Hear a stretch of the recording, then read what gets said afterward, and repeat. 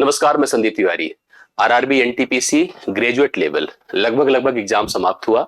एक दो जगहों पर सेंटर की कमियां पाई गई, बाकी सफलतापूर्वक एग्जाम आपने देखा कि डन हो गया। 23 तारीख है, कल 24 तारीख को फाइनल पेपर हो जाएगा। मैंने ये नहीं उचित समझा कि अभी हम और भी सवाल करवाएं। हालांकि मैं कोशिश करने वाला था कि कुछ सवाल और करवा दूं, लेकिन मुझे उचित नहीं लगा। मुझे लगा ठीक है, अब आपने अपने स्तर पर काफी प्रिपरेशन कर ली है, काफी सवालों को हमने हल करवा दिया। इधर बीच पूरे एग्जाम का लेवल अच्छे से आपको स्पष्ट किया, एनालिसिस किया और अच्छे से आपके पूरे सेशन के दौरान ड्यूरिंग आपको सपोर्ट किया या आपके लिए प्रयास किया।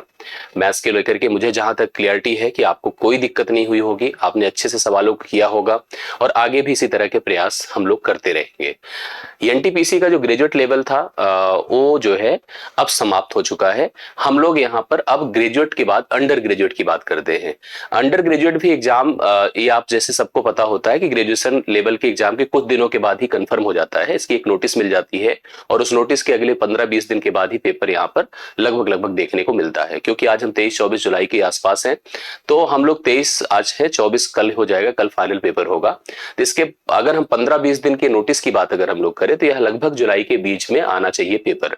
ठीक है, इस सेशन को मैं शुरू करूं इससे पहले मैं आप में जानना चाहता हूं कि कितने लोगों ने ग्रेजुएशन का पेपर दिया, ग्रेजुएशन लेवल का, और कितने लोग ऐसे जो अंडर ग्रेजुएट की प्रिपरेशन कर रहे हैं। क्योंकि हम भी आपके लिए प्रयास करना चाहेंगे और जो भी संभव हो सकेगा हेल्प जरूर करेंगे। और मैथ्स में जितना कॉन्फिडेंस आपको ग्रेजुएशन लेवल पर दिया, उससे ज्यादा कॉन्फिडेंस हम लोग यहाँ पर अंडर ग्रेजुएट पर आएंगे और उस पर भी कॉन्फिडेंस आपको देने की बात करेंगे, देने के प्रयास में भी आपको शामिल करेंगे।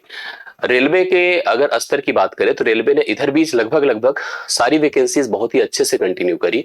उसने ग्रुप डी का भी फॉर्म आपको दिया, ग्रुप डी पे आपने अप्लाई किया होगा। एनटीपीसी का एग्जाम करा ही रहा है, आरपीएफ का एग्जाम हो ही चुका है।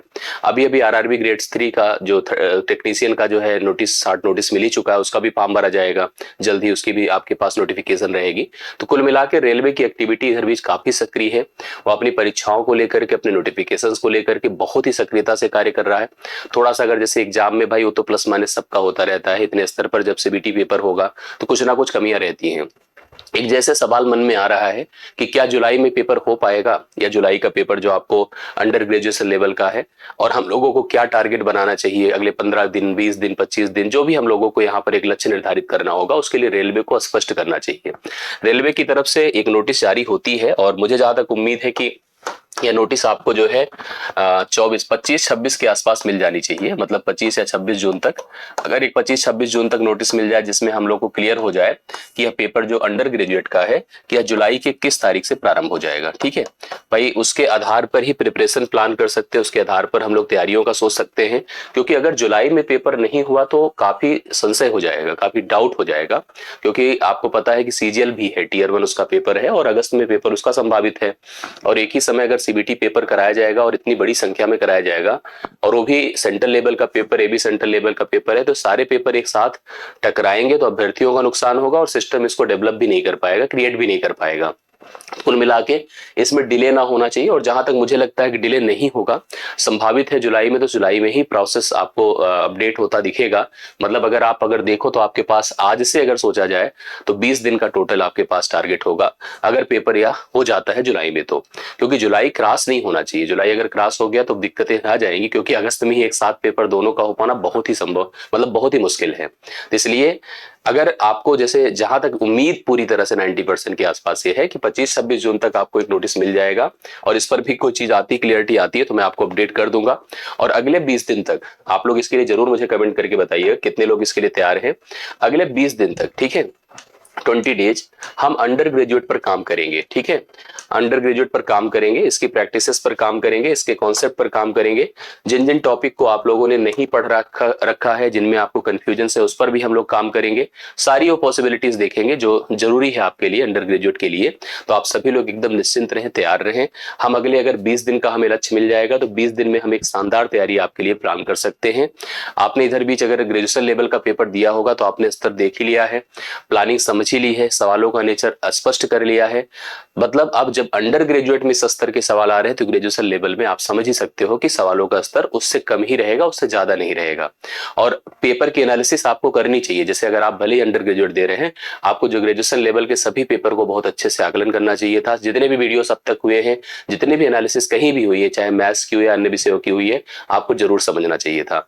एक कमेंट करके सब लोग बताइएगा कि आप में से कितने लोग ग्रेजुएशन लेवल को दे चुके हैं, और ये आपका था।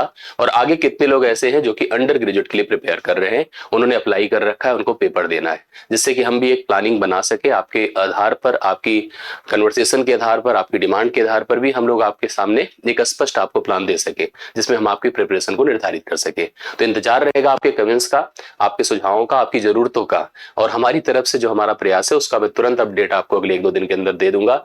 जैसे ये नोटिस जारी होती है कि अगले 20 दिन के बाद, 15 दिन के बाद, भाई उतना समय लगता है चीजों को डन करने में। हालांकि इंटरनल एक्टिविटीज पर ये लोग पहले से काम कर लेते हैं, और मैं चाहूंगा कि रेलवे भर्ती बोर्ड इस पर सक्रियता से ले, और इतनी अच्छी पॉजिटिविटी से चीजों को करा रहा है तो हो भी जाना चाहिए। और जैसे आप देख रहे हैं कि भाई इसमें 1-2 चीज देखिए जैसे जो डाउट क्रिएट करती है, वही है जो मैं आपको बता रहा हूँ कि 1-2 एग्जाम आपके जो कैंसिल हुए हैं उसका भी रिशेड्यूल एग्जाम होना है। हालांकि उससे बहुत प्रेशर नहीं पड़ता है, वह इमीडिएट करा लिया जाता है, अगले 4-5 दिन के अंदर उसकी सारी गतिविधियां भी पूर्ण हो जानी चाहिए। लेकिन सीजीएल का एग्जाम क्योंकि अगस्त में है, तो ये मार्जिन होना बहुत जरूरी है। मतलब इस मार्जिन को फिलअप करना बहुत जरूरी है कि जुलाई में ही पेपर हो। अगर जुलाई क्रॉस कर गया तब दिक्कतें हैं, तब आपके सीजीएल की ड्यूरिंग पे पेपर नहीं हो सकता, और उसके बाद फिर लंबा जाएगा तो फिर प्रॉब्लम क्रिएट करता है। कोई भी पेपर जब डिले होता है ना तो बहुत ही डिले हो जाता है। जैसे ट्रेन जब रुकती है, रेलवे से संबंधित है, जब ट्रेन एक थोड़ा सा लेट होती है तो उसकी वजह से फिर लेट होती होती होती होती काफी लेट हो जाती है। वही बातें यहाँ पर भी है कि इस वजह से डिले ना हो कि जो है मतलब एनटीपीसी जो है प्रभावित हो जाए सीजीएल की वजह से। तो इन सब चीजों को ध्यान देना होगा भर्ती बोर्ड को, और चाहेंगे कि मतलब सारी चीजें जब इतनी अच्छी हो रही है तो सब कुछ पॉजिटिवली करा सके। तो उम्मीद यही है कि सब समय से हो जाएगा और स्पष्ट हो जाएगा। तो बस आपके कमेंट्स का इंतजार रहेगा। आप सभी लोग बताइएगा कितने लोगों ने दिया था इस पेपर को, और आपको क्या कॉन्फिडेंस, कितने सवाल हल कर पाए, कितना कर पाए, कैसा आपके पास कॉन्फिडेंस लेवल है, और कितने लोग आगे के लिए प्रिपरेशन प्लान कर रहे हैं। बहुत बहुत धन्यवाद आज के लिए। मैं आपके कमेंट्स का और सुझावों का इंतजार करूंगा। और सबसे इंपॉर्टेंट, अगर आप मैथ्स के लिए प्रिपरेशन कर रहे हैं तो डिस्क्रिप्शन में भी देखिए टेलीग्राम ग्रुप आपको दिया होगा मैथ्स का, और यहाँ पर भी आपके सामने क्यूआर से सीधा स्कैन कर सकते हैं, जिसमें हम आपको जो पीडीएफ कंटेंट और वीडियो लिंक और सारी वो एक्टिविटीज जो मैथ्स रिलेटेड है हम आपको प्रोवाइड कर दे। आप जरूर जुड़े, जरूर कंफर्म करें, और कोई भी कंफ्यूजन हो तो हमें कमेंट्स लिखे, हम आपके कमेंट्स का इंतजार करेंगे। मुलाकात फिर से होगी, अन्य वीडियो में होगी, पूरी स्ट्रैटेजी प्लानिंग के साथ होगी, और एक अच्छी तैयारी के लिए हम आपके साथ हमेशा कमिटेड रहेंगे। बहुत बहुत धन्यवाद। Thank you so much.